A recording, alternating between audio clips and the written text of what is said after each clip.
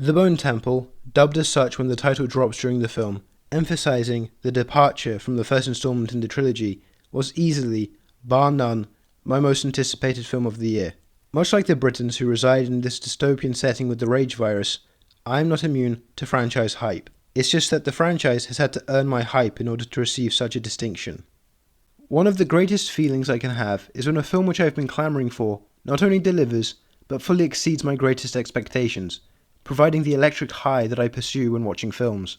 The Bone Temple takes the baton from 28 years later and makes something wholly unique in that setting with the remaining characters. Spike, Dr. Ian Kelson, who has been promoted to protagonist status, Samson, Jimmy Ink, and the infernal Sir Lord Jimmy Crystal. To be perfectly candid, this is the best ensemble this series has known, not only in the caliber of the cast, a facet I will be getting to, but in how the conflicts are clearly defined.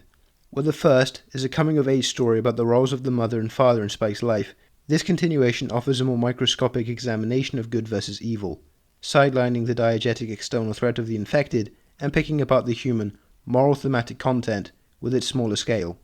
Alex Garland is easily one of the best, if not my favourite writer right now, and this might just be his best. The clear dichotomy between Dr. Kelson's more pacifistic nature and Jimmy Crystal's demonic behaviour, the conflict between the two which is sparked before they ever come in contact with one another, is phenomenal. I will also say that I've been hyped for Nia DaCosta's direction for the Bone Temple since Hedda, which, admittedly, has not been that long. A film where I found the story to be lacking, but DaCosta directs the hell out of it. What's more is the presence of a gorgeous candlelit dance scene, which is amped up to heavy metal extremes in the Bone Temple. What I'm trying to get at is, I should have expected that this would more than deliver. Stylistically, this film is less experimental compared to last year's entry, which works given Spike's own character growth between films. The iPhone cinematography worked incredibly for the more rough-and-tumble, child's perspective of 28 years later, but this film is more mature, and the switching cameras connotes that shift well, I found.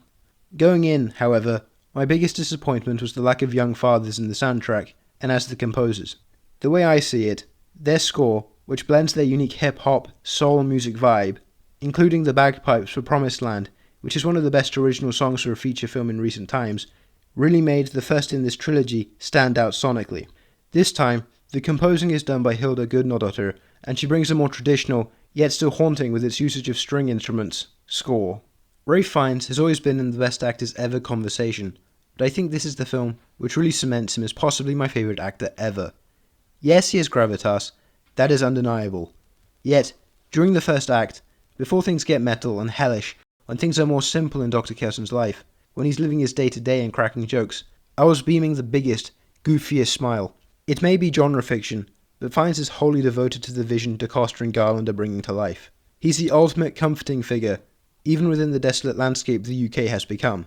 More notably is the sheer quantity of Ralph Fiennes' dance scenes. I think I might just really love big, bombastic dance scenes, when individual characters are moving a lot.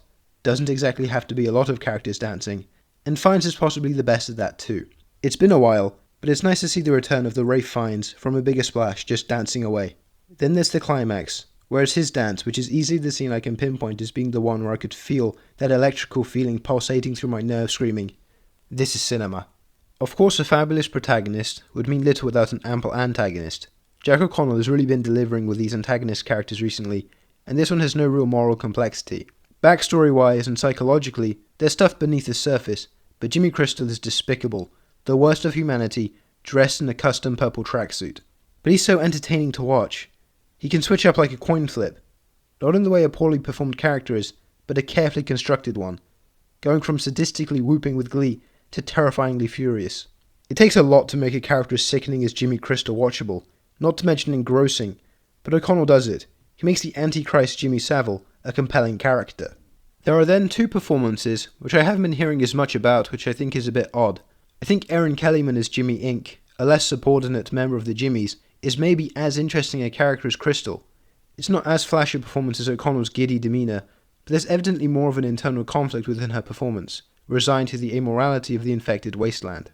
She embodies a not quite so maternal figure for Spike to replace Jodie Comer from the last film, and her arc as she interacts with him is half of the emotional heart of the narrative.